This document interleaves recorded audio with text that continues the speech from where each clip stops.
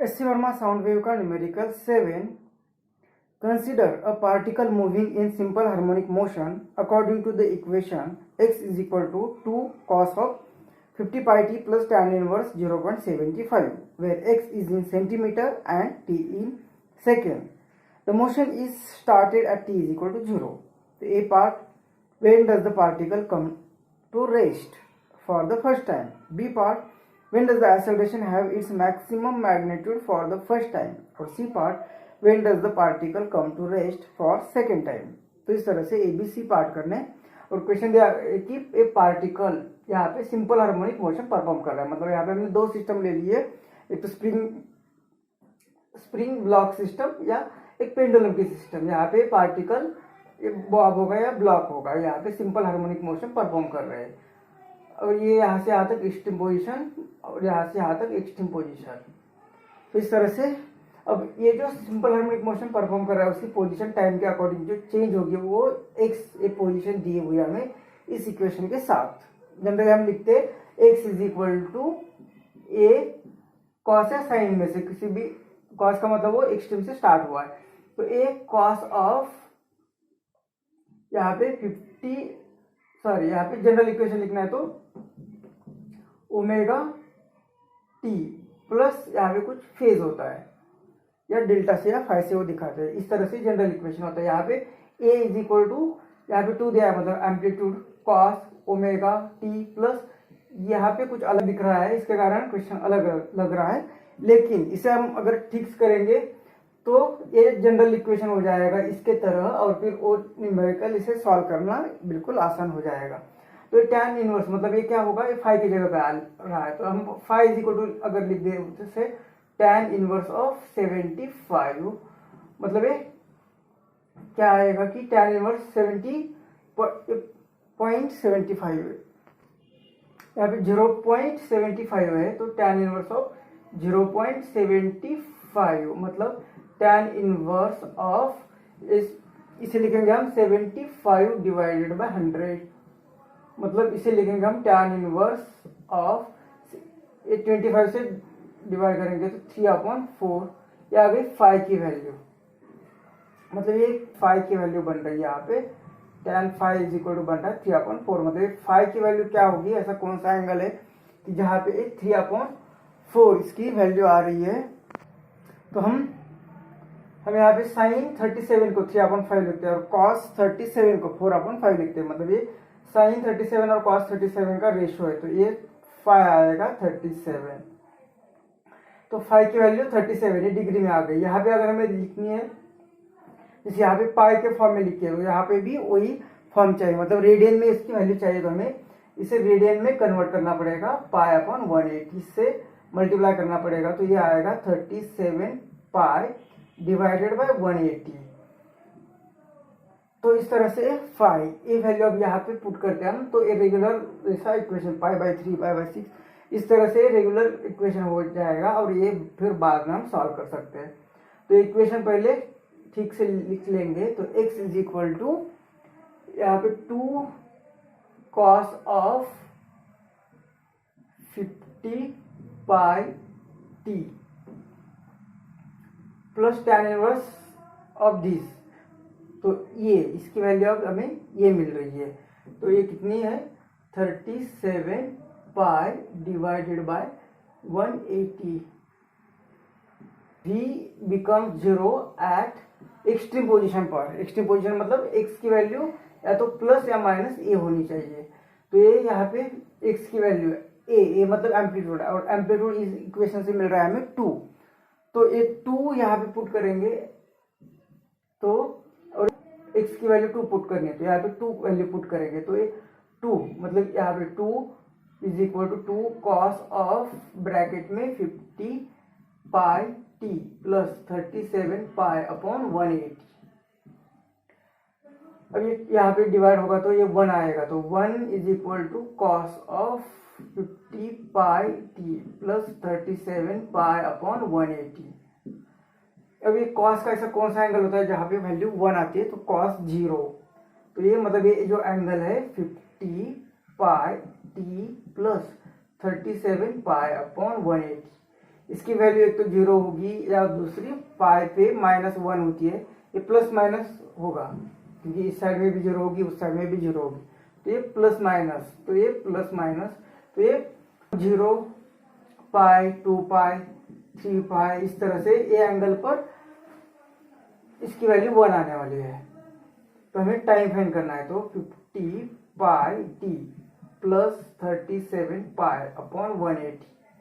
Is equal to, यहाँ पे 0 ले लेंगे तो ये फिर यहाँ पे आ जाएगा तो माइनस हो जाएगा, और ये माइनस तो 50 पाई डिवाइड हो गए तो माइनस में टाइम आ जाएगा, तो माइनस में टाइम नहीं आ रहा है क्योंकि यहाँ पे ऑलरेडी पार्टिकल कहीं और पे है और हम वेलोसिटी 0 मतलब इस सपोज ये पार्टिकल यहाँ से जा रहा है, यहाँ पे आ रहा है, तो 0 कब बनेगा, यहाँ से यहाँ पे जाने के बाद 0 बनेगा, और हम ये वैल्यू लेते हैं तो हमें माइनस में टाइम मिल रहा है, मतलब पहले का टाइम मिल रहा है, मोशन स्टार्ट होने से पहले का, at T equal to 0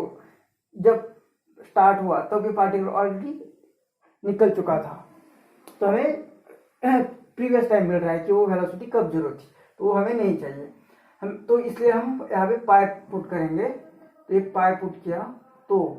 50 pi T,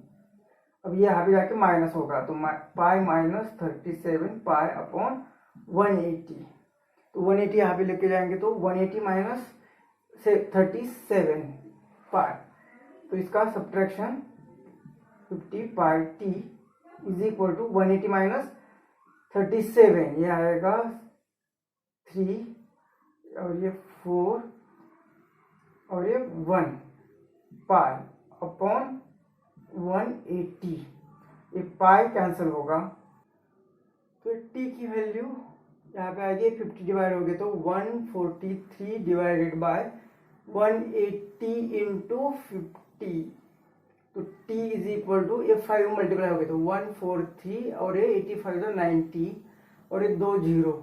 तो t इज इक्वल टू 9 से डिवाइड करेंगे तो 9 1 9 और ये 5 53, तो 9 5 जा, तो ये टाइम और ये 10⁻³ ये ऊपर के 3 0 ऊपर ले लिए, तो t इज इक्वल टू 1.5 और 8 की जगह पे 6 लिख देते तो इंटू 10⁻² आएगा, यहाँ पे 1 ये सब निकाल दिए, t is equal to 1.6 into 10⁻² second, तो इस टाइम पर पहले बार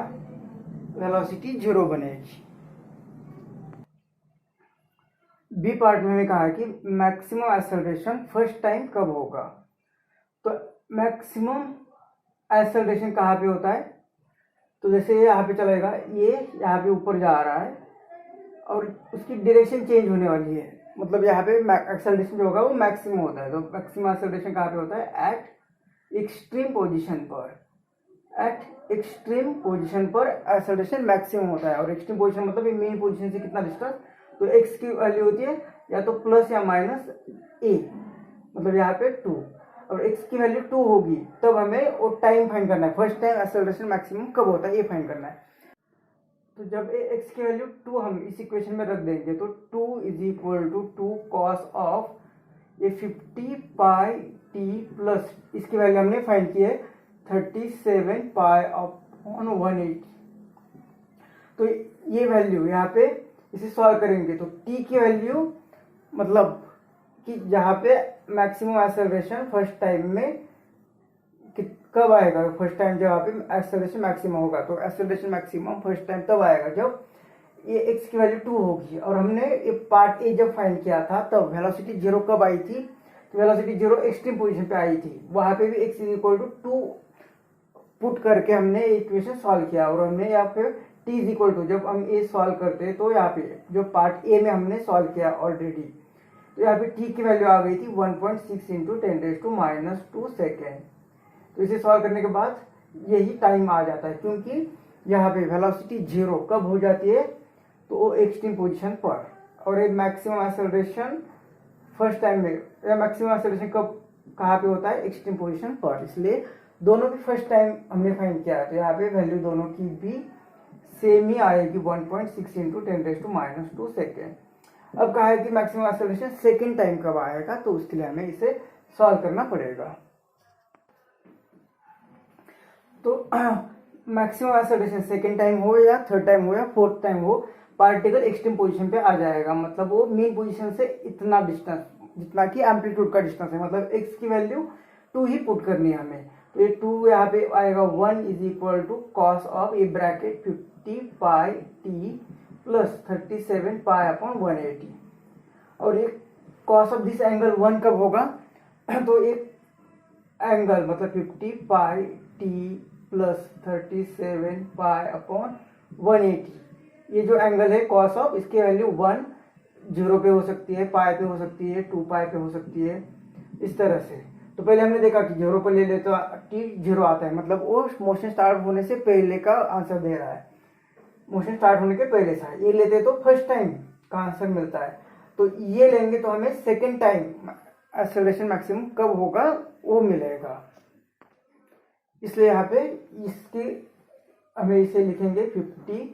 पाई t plus 37 pi divide by 180 is equal to 2 pi, क्योंकि ये मिलता है हमें मोशन स्टार्ट होने से पहले का टाइम नेगेटिव में आता है। ये पहले बार कब एक्सेलरेशन मैक्सिमम होगा और सेकेंड टाइम, तो ये चाहिए हमें। थर्ड टाइम पूछ लेते तो हम यहाँ पे आगे वाली टर्म ले लेते,